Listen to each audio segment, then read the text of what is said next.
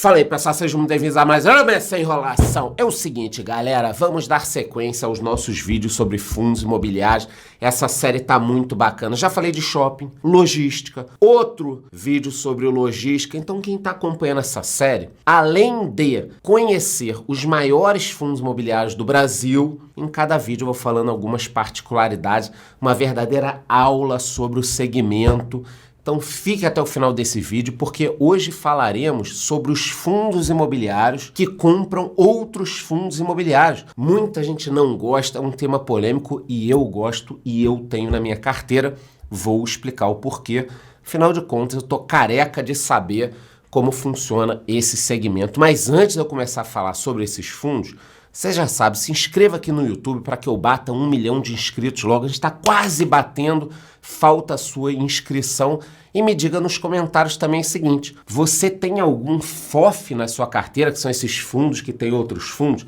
Você tem algum FOF? Me diga aí nos comentários o nome, os 3 FOFs mais citados, eu prometo o vídeo. Sem enrolação então, vamos primeiro falar sobre o cenário, que é desafiador, porque a inflação ela tá num patamar um pouco mais elevado do que a gente gostaria e as projeções são de alta. Então, a cada boletim Focus, a gente está tendo uma nova alta. É 0,02 aqui, 0,03 ali, um pouquinho aqui, um pouquinho acolá, mas espanta o mercado. Porque a verdade é que a nossa expectativa era de uma Selic de 9,5 no final do ano. Não teremos esse 9,5, a não ser que os americanos baixem de forma drástica o juro por lá, que eu não acredito. Então, qual é a realidade? CDI alto por um tempo, a taxa Selic, e também o IPCA um pouquinho elevado. Essa é a realidade. A gente tem que trabalhar com isso, um cenário realista. É muito ruim? Depende.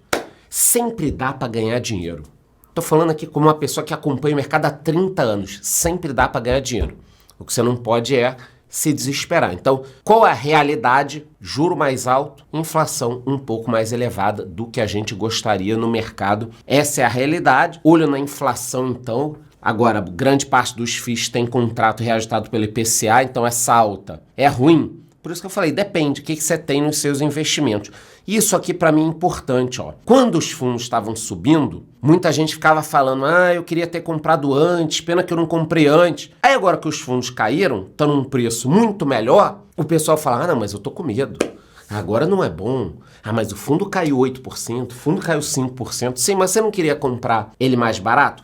Eu queria antes, agora que ele caiu eu não quero. Cara, mas quando ele estava mais barato, também tinham esses riscos. Então, se você é um investidor iniciante, cuidado. Você vai repetir isso 2, 3 vezes em alguns ciclos. Depois você aprende que numa hora de queda é onde você pega os melhores ativos. Não é para ficar arriscando, nada disso, não estou recomendando nada. Mas coloca na tela de novo, produção. Olha só, eu queria ter comprado antes, mas não comprei. Agora também não quero comprar num preço mais baixo. Você tem que sair dessa corrida de rato aí. Você fica correndo e não vê o dinheiro entrando. Então, eu prefiro comprar no momento de queda. E veremos isso no meu aporte mensal da carteira, que provavelmente entre essa semana e a próxima eu vou fazer. Por isso, se inscreva aqui para saber.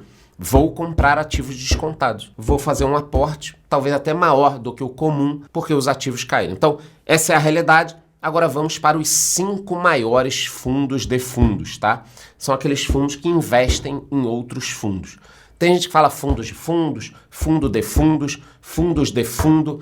O fundo é seu, você fale como você quiser. Então, primeiro eu vou só voltar no conceito básico dos fundos que investem em outros fundos. Então eu gosto de pensar igual os ETFs. É uma caixinha de bombom que você terá vários ativos. Aí você também não escolhe os ativos. O que eu vejo dos fundos, em um resumo? Acesso a uma carteira diversificada com uma única cota. Retira a necessidade de investir em cada fundo imobiliário individualmente, porque o FOF já é uma carteirinha de fundos imobiliários, é procurado por quem está começando a investir, eu comecei por FOFs também. O que pega aqui de destaque negativo são as taxas para administração, gestão e tudo isso, que muitas vezes você vai pagar algumas coisas de forma dobrada, né? Os 5 maiores fundos por valor patrimonial são esses, e aí eu vou falar um pouquinho sobre cada um, aproveitando para falar de algumas particularidades do mercado. Vamos começar pelo BCFF11. Cara, eu invisto há muitos anos nesse fundo, mas não é uma recomendação, inclusive ele está na carteira do canal. Ele tem mais de 350 mil cotistas, quase 2 bilhões em valor de mercado, está abaixo do seu preço justo e pagou nos últimos 12 meses 10,21%, ou seja, mais de 10% isentos de impostos. Ainda, um abraço, Haddad, que eu sei que acompanha meus vídeos. Deixa os nossos FIIs em paz, Haddad, por favor. Eu vou fazer mais vídeos aqui. Esse mercado é ótimo, estimula a construção civil. Então, estamos falando de um fundo que pagou mais de 10%, sem os impostos, não tem impostos aqui, então você recebeu isso. Muito cuidado escutando por aí que não vale a pena investir em fundos imobiliários. Você não pode olhar só o yield, só quando você está recebendo dividendos. Mas é bacana investir num ativo bom e que ainda paga muito de dividendos, tá? Esse fundo imobiliário especificamente, ele tem na carteira 73 fundos imobiliários e 15 CRIs. Então, é um fundo imobiliário muito diversificado. Olhando o relatório do fundo, você pode ver os setores. Setor comercial 22%, setor de logística 11%. Ou seja, onde esse fundo investe? Você pode olhar no relatório do fundo. E o indicador e a taxa, olha só, 75% IPCA. Charlão, IPCA subiu um pouco. Vamos ganhar dinheiro com esse fundo. Cuidado, porque tem um delay. Tipo, o IPCA subiu agora, vou ganhar mais esse mês? Às vezes não é esse mês, demora 2, 3 meses. A mesma coisa para queda. Caiu, já vai cair esse mês, às vezes demora um pouco para cair. Então cuidado com esse delay para você não ficar, o IPCA subiu, o meu yield não subiu. Não, em algum momento ele vai subir. Ou o fundo faz ali um bem bolado, ele coordena para que ele possa pagar com uma certa regularidade. Às vezes paga um pouco mais, ele guarda, depois ele te paga. Mas tudo isso você enxerga no relatório do fundo. Esse especificamente, o maior indexador é o IPCA. Eu gosto muito do CDI, principalmente no Brasil, que historicamente tem um CDI alto, tá? Mas tem o BC-FF11 da minha carteira. Uma coisa que poderia ser um risco é a questão do portfólio. Então, quanto esse fundo tem investido em um único fundo? 9,9%. O resto está tudo diluído. O que significa isso? O que é um fundo que compra outros fundos? Ele pega e está lá com 70 fundos, tá? O maior fundo tem 9,9% de concentração nesse daqui. Significa que se der problema nesse fundo, ele não vai cagar toda a carteira. Vocês entenderam que é um negócio muito importante. Eu vou explicar de novo, vou mostrar em todos esses FOFs aqui. Esses fundos investem em outros fundos. Mas se ele tiver uma concentração muito grande, tipo 50% num fundo, se der problema nesse fundo, vai cagar tudo. E aí estraga a ideia de diversificação. O que eu gosto nos FOFs?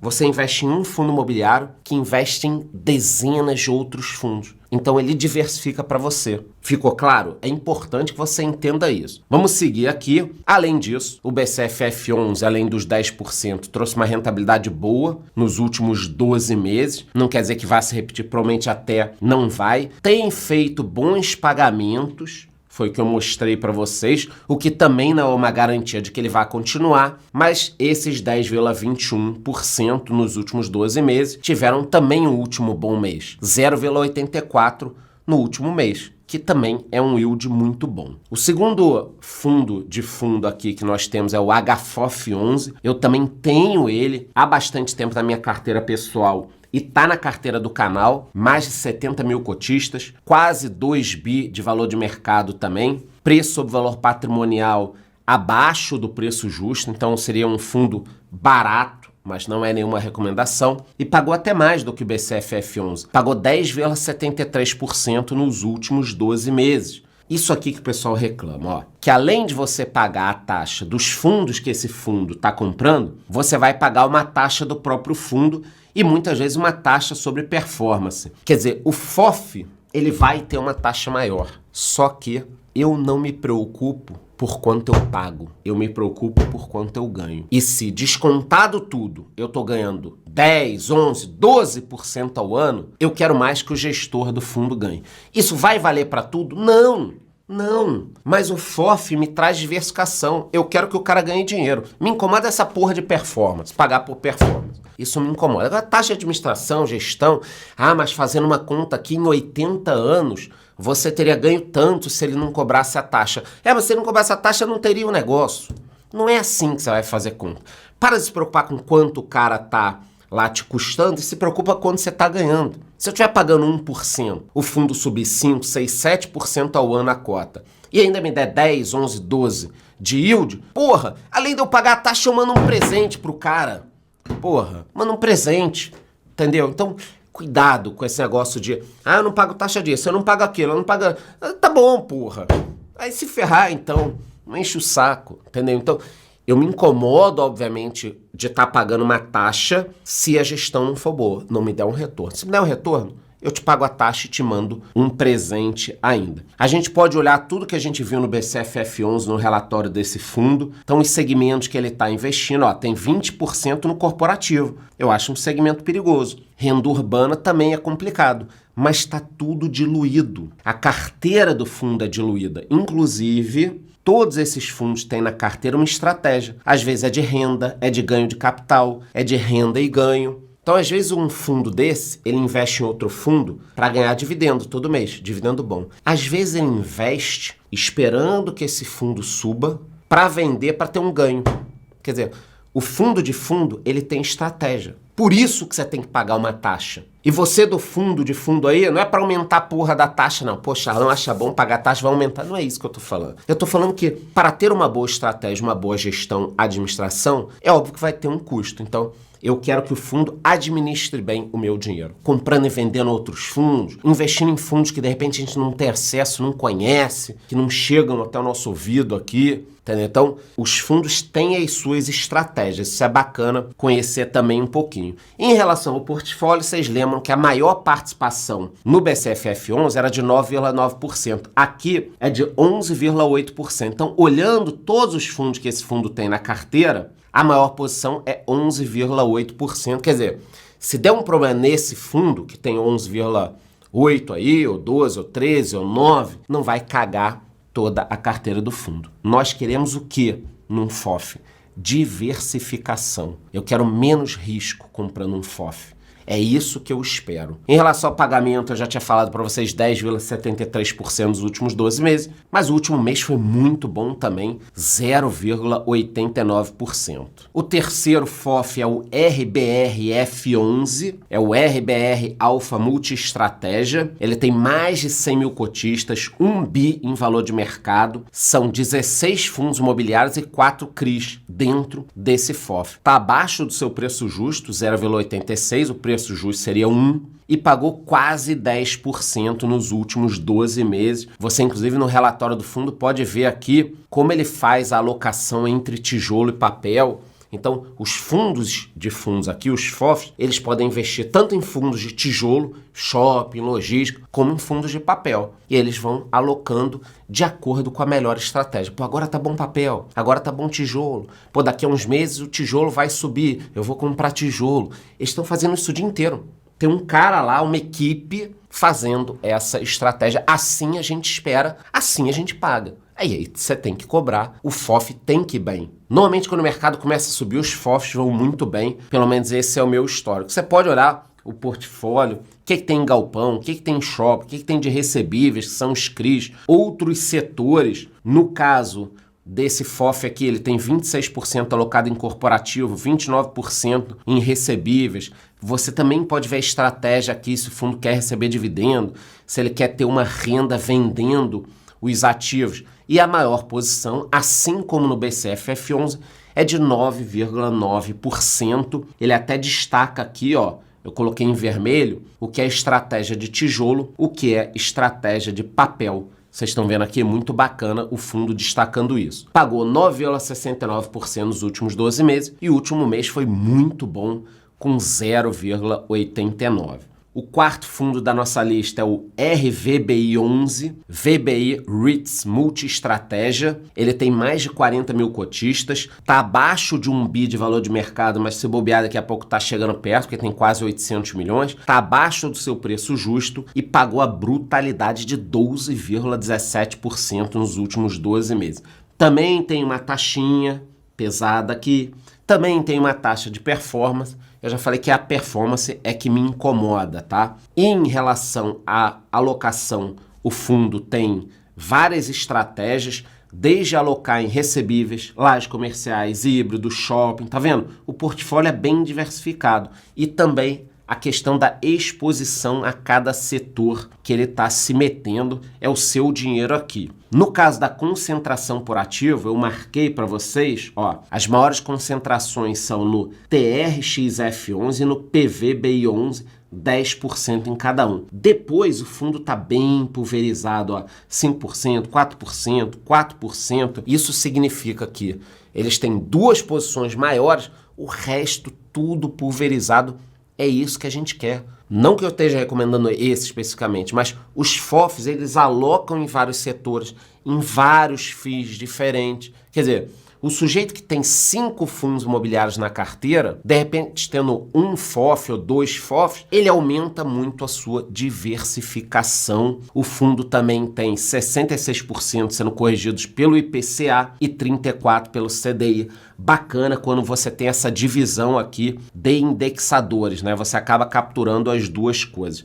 Eles destacaram também no último relatório a exposição no Rio Grande do Sul. Não é uma exposição tão grande assim que coloca em risco aqui o fundo. E vamos sempre lembrar que todo mundo tem que continuar ajudando o Rio Grande do Sul. Nos últimos 12 meses ele pagou 12,17% e no último mês 1,03%. O último fundo é o CAFOF 11, já tive na minha carteira pessoal. É da Quineia, quase 24 mil cotistas, 632 milhões de valor de mercado, está abaixo do seu preço justo e pagou 10,73% nos últimos 12 meses. Uma taxinha pesada aqui de administração e gestão e também 20% do QCD, a variação do IFIX. O fundo é basicamente feito por outros fundos aqui, alguma coisa de CRI, mas 86% são outros fundos imobiliários, tá? A estratégia tá na tela, 19% shopping e varejo, 8% escritórios, quase 17% logística. Vocês estão vendo aqui, ó, eu mostro em todos os fundos para que vocês entendam a importância da diversificação. Você compra um fundo imobiliário, você está se expondo à logística, shopping, escritórios. Olha quanta coisa em um único fundo imobiliário. Por isso que eu comecei por FOF e acho uma estratégia interessante começar por FOF. Em relação à concentração, as duas maiores concentrações são abaixo de 10%, LVBI11, HSML11. Já falei muito sobre esses dois fundos aqui. Depois tem KNCR11 e o VISC11, ó, é bem diversificado, vários segmentos. É isso que eu espero de um FOF. Pagou 10,73% nos últimos 12 meses e 0,83% no último mês. Poxa, Alão, se eu quisesse montar uma carteirinha com esses 5 FOFs, quanto custaria? Se você fosse montar, no último ano, a gente pode perceber que eles não andaram muito. Só o CAFOF subiu quase 10%, os outros não, o que eu acho até ótimo, tá? Eles ficaram parados porque tiveram uma alta, depois caíram devolvendo a alta, o que é muito bom. Então, o momento tá ótimo para os fundos imobiliários. O problema é que eu venho falando isso há muito tempo, a gente vem comprando e a galera compra muito mais na alta do que na baixa. Porque você compra não quando eu falo aqui que tá maneiro, não que seja uma recomendação, mas você compra quando tá subindo demais. Então vocês viram que só o CAFOF subiu. Se você quisesse montar uma carteira, antes de montar, você deveria entrar na minha comunidade, porque ali eu vou te ensinar a montar uma estratégia, tá? Mas caso você queira montar uma carteira aqui só com esses fundos, quanto custaria? Custaria 250 pratas. Porra, bichão, 250 reais para ter 5 fundos super diversificados e que te pagariam isso aqui, ó. Já te pagariam todos os meses um valor interessante, não é nenhuma recomendação. Então mostrei para vocês aqui os 5 maiores FOFs, que são fundos bem estruturados, grandes, de bons gestores e administradores e que podem te proporcionar uma diversificação absurda. Eu já tô careca de saber disso, mas você precisa aprender e quer aprender, entra na minha comunidade, cara. Ali eu vou te ensinar a investir em fundos imobiliários, ações, investimento no exterior, em tudo isso. Mas só de olhar esse vídeo, você já entendeu como é barato montar uma carteira de fundos imobiliários. Antes de ir embora, você já sabe, se inscreva aqui no YouTube batendo no sininho para me ajudar a chegar a 1 milhão e me diga nos comentários, você já investe em FOFs? Você tem algum na tua carteira? Me diga o nome aí nos comentários aí, se gostou, curte o vídeo, curte o canal, bate no sininho, até a próxima.